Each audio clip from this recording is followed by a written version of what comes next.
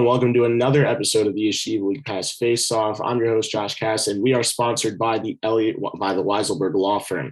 For 16 years, you've entrusted Elliot with the growth and guidance of your kids, and now it's time to let him do the same for your family's most important asset, your home. Admitted in both New York and New Jersey, Elliot can help guide you through any residential or commercial purchase, sale, refinance, or lease with championship quality and award-winning care. If you're looking for your commercial coach or new home is your goal, reach out to Weiselberg Law Real Estate Services today at 917-952-2597 or wiselawsk@gmail.com. Reminding everyone again, that's the Weiselberg Law Firm. Choose wisely. And today, as you all can tell, it was probably very anticipated and extremely predictable, but we have our sponsor himself, Elliot Weiselberg. Welcome, Elliot. Thank you so much for making this possible. Thanks, Josh. Pleasure to be here. And I can't tell you how somewhat awkward it is to be hearing an intro like that, just because it's me and, you know, that sort of thing. But I appreciate all the work that's gone into promoting the law firm and everything else that the show has done. All right. So, obviously it's no secret to anyone here who Elliot is, but why don't you just give everyone a background for those of the viewers who might be a little not, 100% aware of who you are, maybe a little bit about yourself, what you've done for the league in the past and what you still do now. Okay. So, like most of you, I went to high school and I played hockey at Rambam for a number of years until my graduation in 2003. And leading out of that, I spent a couple of years where I didn't really do much in the Yeshiva League. Went to Morashah as a counselor for a couple of summers and met up with a couple of kids and started coaching them. And they said, hey, you know what? We could use a coach in our junior high school, and did a cold call back in 2005 to the coach at Har Torah at that time. And that was the beginning of a 13 to 15 year coaching run that actually ran until through COVID and up until this past year when the Flatbush girls hockey team could not compete this year. So from 2005 until now, I have been a coach in the Yeshiva League. I have at points had my own radio show, much like you have now. I had the court report on the Nachum Segal Network for, I believe it was 5 years. It was either 4 or 5 years.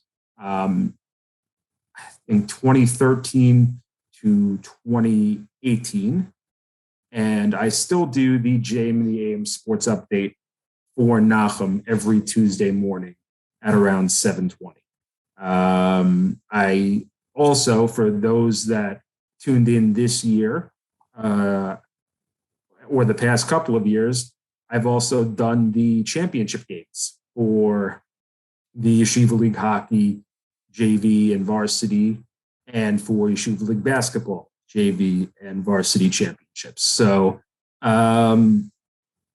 pretty much around almost everywhere that there is something to have some sort of media capability with. And over the past few weeks, I've also been involved in several charity fundraisers revolving around sports, including my own tournament in memory of my father that I do for Hatzalah for junior high kids, and a few days ago for the HASC alumni tournament, which goes to benefit Camp HASC. So I like to keep myself in and around Yeshiva League hockey on many levels.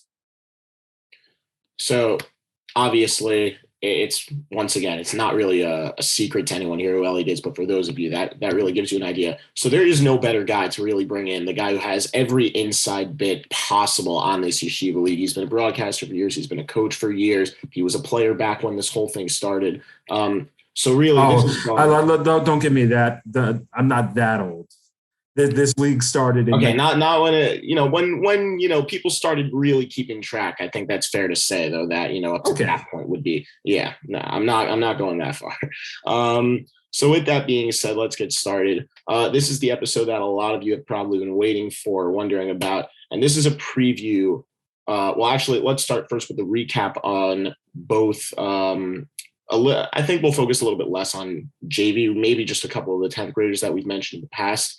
And also, obviously, the varsity. That's what everyone wants to get to. And then we'll close it out with a little bit of a kind of preview toward what could possibly be happening next year. Maybe the layout of, potential teams and the way they look, and, maybe some expectations just on, names that could be around. With that being said, I think that will start it off. Pretty predictable final, I think, for the most part. Frisch and TABC will start with varsity. Not really a surprise when a team, I don't want to say I'm not surprised that, let me rephrase that. I don't want to say I'm surprised that Frisch won, but at the same time, it's still TABC on the other hand, and we know, how much success they've had. Just real quick question on that game, Elliot. I know that we were both there and both had an opportunity to be involved in the broadcast. Obviously, you a lot more than I was, but still the question remains to be asked, I think. What really went wrong in that game for TABC? I think it was a combination of things. I think that there were a few defensive lapses against a team with an extremely, extremely potent offense, and just really bad timing, and letting those mistakes sort of steamroll one into the other. As we saw, TABC had a lead with 6:14 to go, and then from the 6:13 moment on, it was just mistake, unfortunate mistake after mistake after mistake that led to 3 goals, and unfortunately coming up on the losing end. But I think the credit really goes to Frisch for their resiliency and for their ingenuity, because there was a lot of grit that went into 4 of the 5 goals that were scored. And the credit has to go to the people who got the job done. And we saw many really, really solid goals in front of the net as that game went on. We saw Sam Weinberger's power play goal early.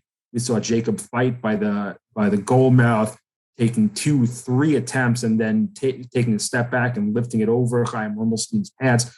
There was a lot of patience, ingenuity, and grit. And Frisch really did not let three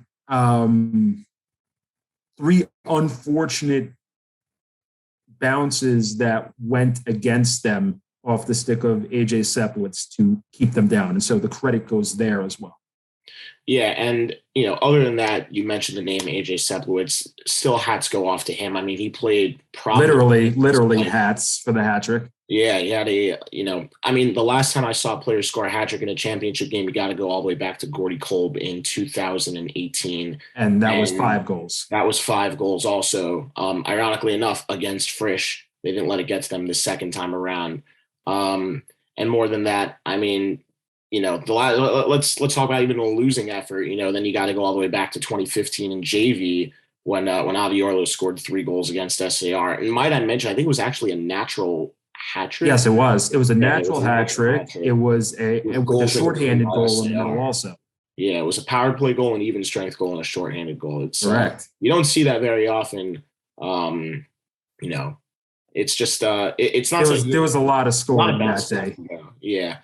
Back and forth crazy, but last time in a losing effort, and obviously you feel for those guys. So AJ Seplitz, obviously a senior who's graduating this year, but named co-champions in the past with SAR. So obviously, it's definitely not a total, it shouldn't feel like nothing came out of it. I mean, you score a hat trick in the championship game, even in a losing effort. Obviously, you're not excited you didn't win, but you still, I don't believe there's really any way he can feel like he was not, like he was the sole reason that things went wrong. He was No, I best player on the think that, court. again, like I said, this wasn't a case of a team falling flat in full execution. Yeah, For a couple of mistakes, and in the last few and the minutes. good teams know how to take advantage of those couple of mistakes. There are games where you'll see maybe 3-4 times as many mistakes happen,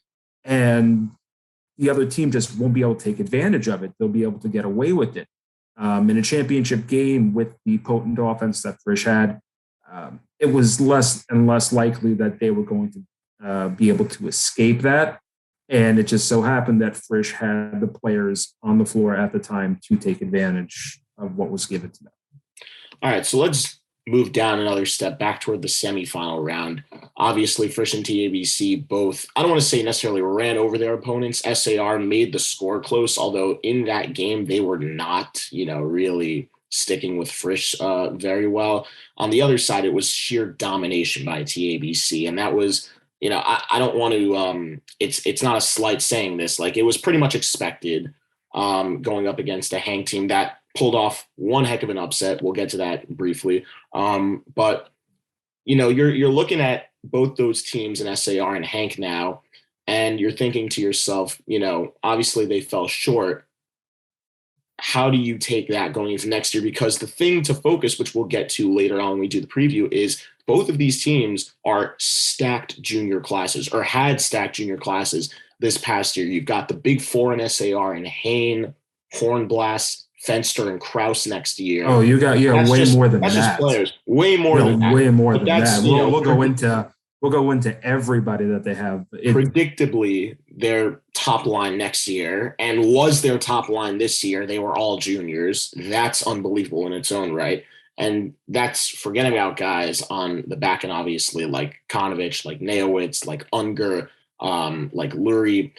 And then on the flip side, in Hank, incredible junior class over there this past year as well. You have obviously Jordan Gedgerman, who was a big name coming in out of Hartower when he started in Yeshiva League high school. You have Jakey Goldenberg. You have Jordan Ehrenhaus.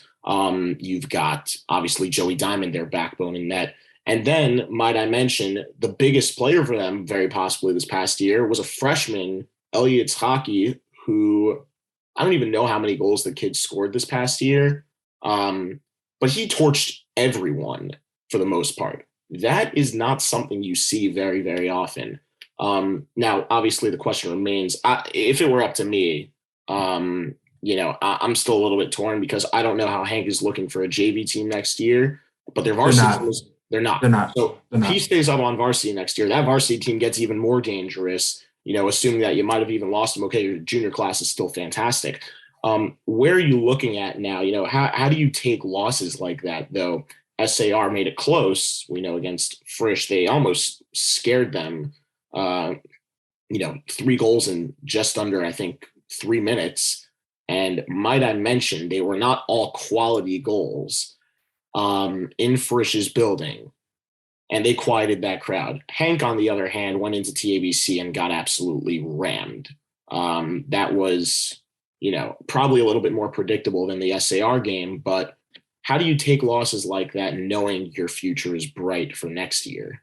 So it's funny because you're looking at the answer to your question actually happens to be on 2 different ends of the same spectrum. If you're SAR comes out of that game feeling like it's a lost opportunity because this was a team that they beat 2 years ago, made it to the championship against them to make what would potentially have been the championship game. The fact that within those 2 years, Frisch was able to build themselves up to a point where they had turned the tables and had a dominant outing until the final couple of minutes in that game. SAR has to come out of that feeling like we are super talented, but there's some things we still have to put together properly for the next year. We'll discuss what they have for the coming year in which they are the above and away the favorite on paper. But like in that game, they're going to have to show that they can execute that vision and properly take it to the final. Hank, on the other hand, comes out of that game feeling like we were here. We weren't expected to be here. We weren't expected to beat MTA. We beat MTA, a phenomenal team with several all-star caliber players. Hank losing only 2 or 3 of their 12th grade of their players as 12th graders, coming in second place in the East, only to DRS. They played very close with also, by the way. Like, it wasn't exactly a lock for Hank to lose both of those games either. Correct. I mean, their biggest stretch and loss actually were the bookends to TABC. You know, they lost their first game of the season in TABC to TABC, where you saw some sort of positive to build on the season, and then ending the season in TABC. I think the unfortunate part, and this is not so much a slight, but just the way that Hank came out and played, the sentiment was, okay, we've proven what we've proven. Let's go into this, unfortunately, not to get creamed, and letting up a goal right off the bat certainly didn't help that cause, because you're already in a defensive mindset. Now you are down 1-0 very early. Yeah. You try to shift gears, even though you still have the mindset of let's not get creamed.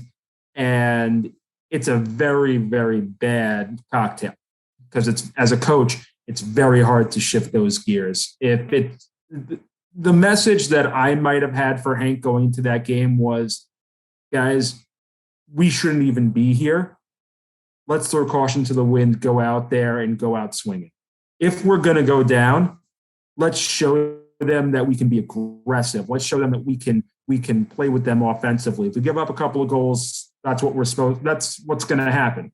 It's what's supposed to do. Unless we can keep them to a 1-0 game, which keeping TABC to a 1-0 game is probably it's probably a longer shot than getting hit by lightning, given the Storm Center. But that being the case, given how talented they were, my message would have been much like Team USA with Russia, the Soviet Union in the 1980s. We're not supposed to be here. We're not supposed to be playing with this team. Nobody gave us a chance to be here. Everybody thought MTA was going to roll over us in the first round. Let's go out there and really take it to them. We have nothing to lose. We've proven what we needed to prove. We've proven we belong. We've proven that as a young team, we're a force to be reckoned with, not only this year, but next year. Let's go out there and just throw caution to the wind and have fun. So obviously it sums it up for both. And nonetheless, both these teams, as we mentioned, and we'll get to a little bit later on, both very, very bright futures to come for next year, obviously assuming, that players are still going to play and that students don't transfer anywhere else. You never know with Yeshiva League. It's obviously not like any professional sport, but if all goes well and nothing drastic really should be happening, then that's what you're looking at. Well, let's also first, this year, I think we have to take a step back and just take a look at what this year was in totality. Remember, there was never a guarantee that we would get back to something like this after the last 2 years. It was a long shot, even coming out of the 2021 school year, that we would have anything in the fall. They had outdoor contests, but there was no guarantee that they would be indoors. And then with all the vaccine mandates that came out, however, we're not going to opine on the mandates themselves, but just acknowledge the fact that they were there for a lot of teams and how it affected rosters this year. But I think we need to acknowledge how much work actually went into having a season this year to begin with.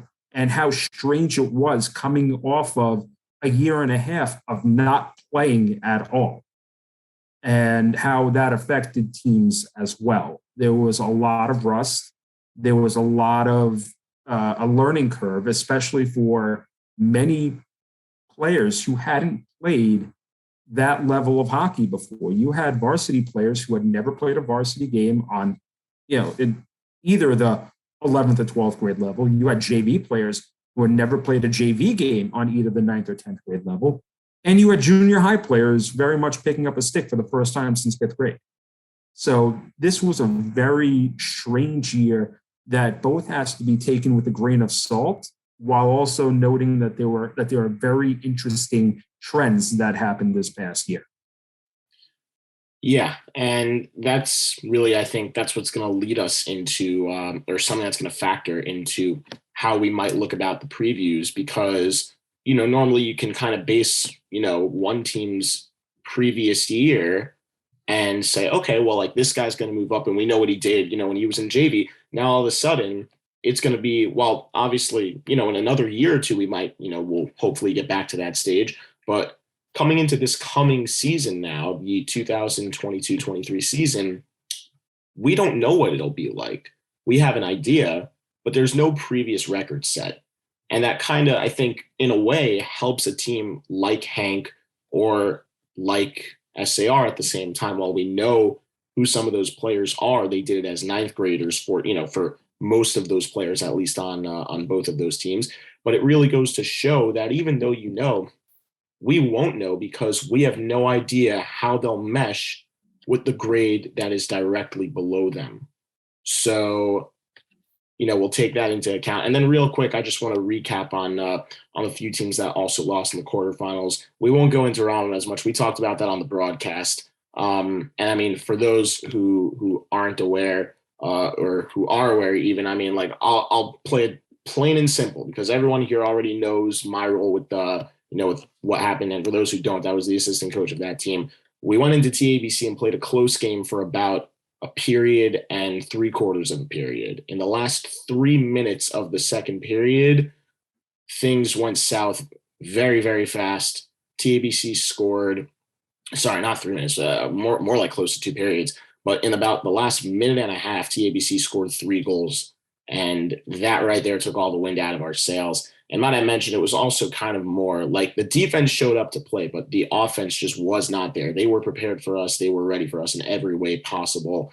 We had maybe like 9 shots on goal the whole game in the offensive zone, not including like dumpings and clears. So that just gives you an idea of what TABC can do to a team, a playoff team with a fantastic goalie, similar to the way they did it to Hank, similar to the way they started against Frisch and just shut it down. And that's what great coaching can do for you. And obviously Mo Fuchs, who's been there for such a long time, and what great defense can do for you, especially. And obviously defense is the thing everyone talks about that wins championships, because clearly that's what ended up, I think, being TABC's downfall, partially in the championship to Frisch. Obviously, sometimes offense just finds a way to do it. On the flip side, now, if you go toward MTA, which you mentioned real briefly, interesting situation for them next year, which we'll get into. But that was probably, I know they were the away team, but tell me that someone who had this team losing in non-biased form, I'm saying. Tell me someone who had this team losing to Hank in the first round. Outside of probably some joking in the former YCQ group chat that several of us have from the championship year several years back, I don't think there was anybody that gave Hank any credit in this game, especially because MTA had come out with several big wins in the West over the year, which clearly was the better division. As you said, 2 West finals, MTA played in the better division all year. They played against tougher teams. They came out with significant wins during the year as well over teams tougher than Hank. The biggest issue they ran into was Joey Diamond just playing lights out in net. There was probably not a better playoff goaltending performance than Joey Diamond gave in that game. He literally and figuratively was the reason why Hank advanced out of the quarterfinals. And, obviously it really goes to show just, players that can steal a game every here and there. However, you're looking at this, if you're MTA, and MTA, as you mentioned, they had some significant wins. And just to give our viewers some ideas, they weren't like big time wins that helped them get to places within their regular season. We say that they beat Frisch, they beat SAR, and might we mention that not both those games, they still had a perfect point percentage against SAR. Let's get that straight, because they earned a point in both games. They almost beat SAR in SAR, and they were also down 3 times in that game. Right. Secondly, they went into Frisch a week after they got dominated in their own gym. I think it was like 7-2 or 7-3, something like that. It was a bad game for them. Bad game for MTA. They went in there and put Frisch down, suffocating defense. I think they got like a goal in, as people would say, garbage time in the end. Regardless of that, Frisch had no shot in that game, which was very ironic and very shocking to see after what they had done to MTA in MTA's gym less than a week ago. And, a team like that, as you mentioned, obviously the West, much tougher division. And this is also, by the way, like, let's not take away from the fact they played very close with TABC this past year also.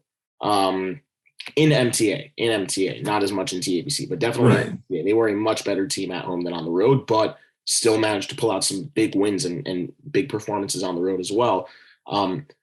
And, you're looking at it and you're saying, if you're MTA, obviously, well, where do we go from here?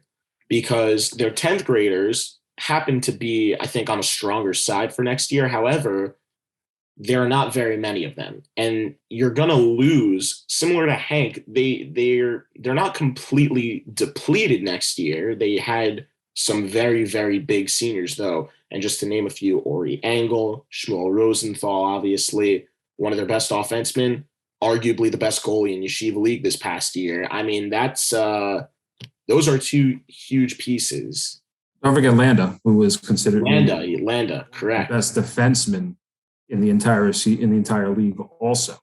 Yep. So, but let's not take away from their junior class, because that junior class this past year happened to be talented in its own right. You're going to have Noam Kornwasser, who probably takes over the mantle as one of the best, if not the best, defenseman going into this year. You're going to have Donnie Greenberg, who is a fantastic scorer.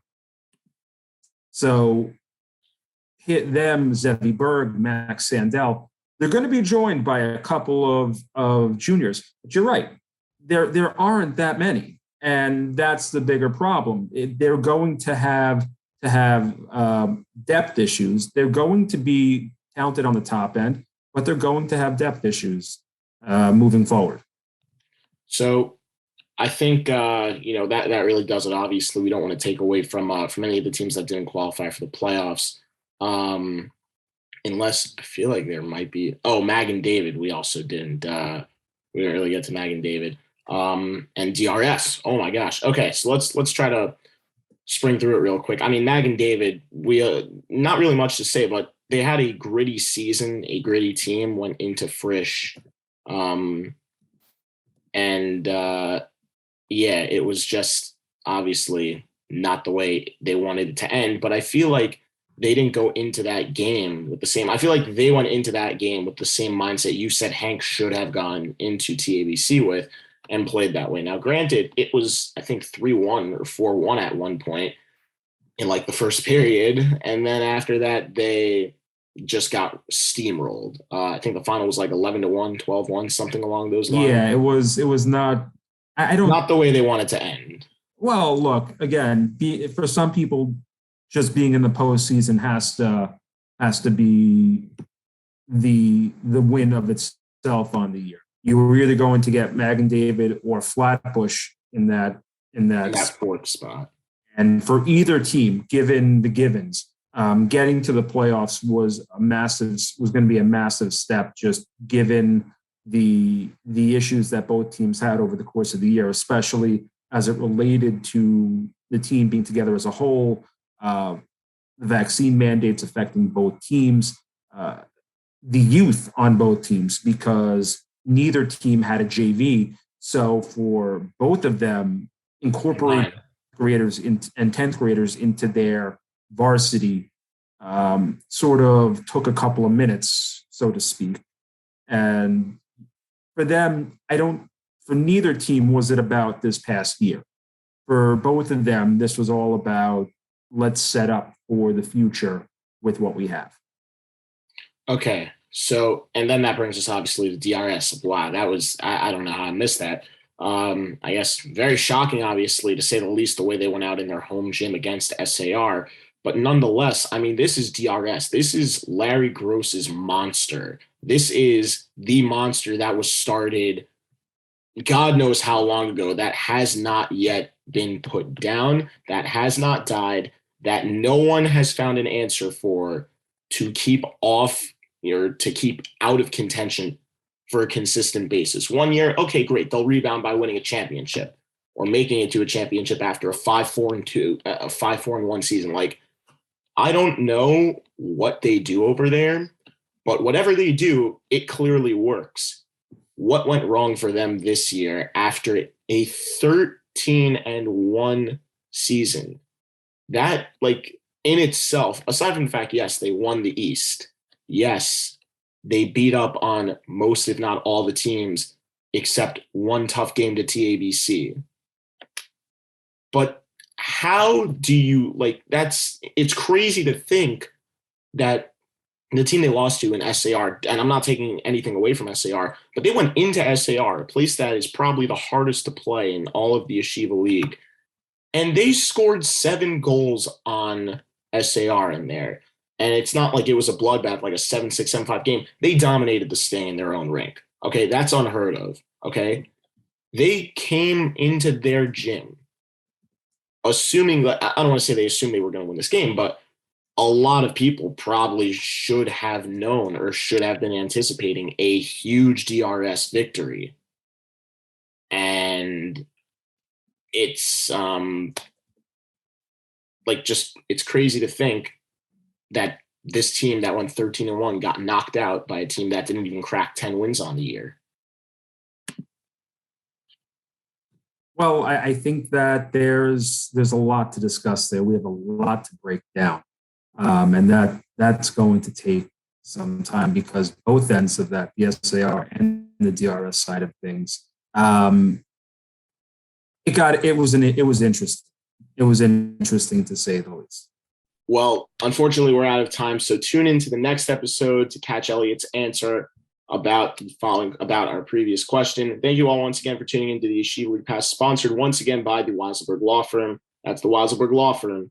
Choose wisely.